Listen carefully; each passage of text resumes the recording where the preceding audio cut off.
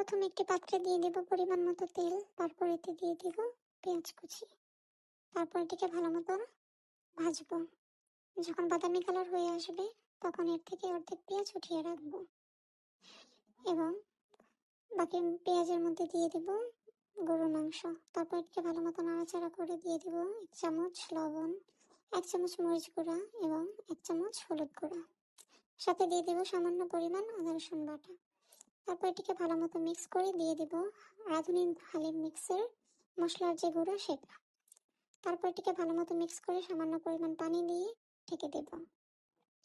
এবার অন্য একটি পাত্রে সামান্য পরিমাণ পানি নিয়ে তাতে দিয়ে দেব রাঁধুনি হালিম মিক্সের ডালের যে মিক্সটা থাকে সেটা। তারপর এটাকে ভালো মতো মিশিয়ে 15 মিনিট রেস্টে রাখবো।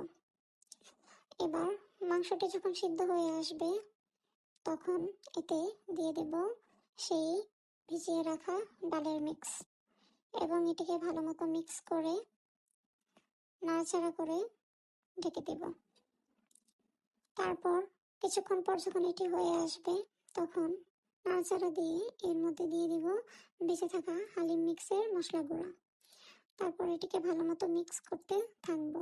এই তো মিক্স মিক্স মিক্স। তারপর এটিকে ভালো মতো মিক্স করলে হয়ে যাবে ঝটপট হালিম মিক্সের হালিমের ইফতার।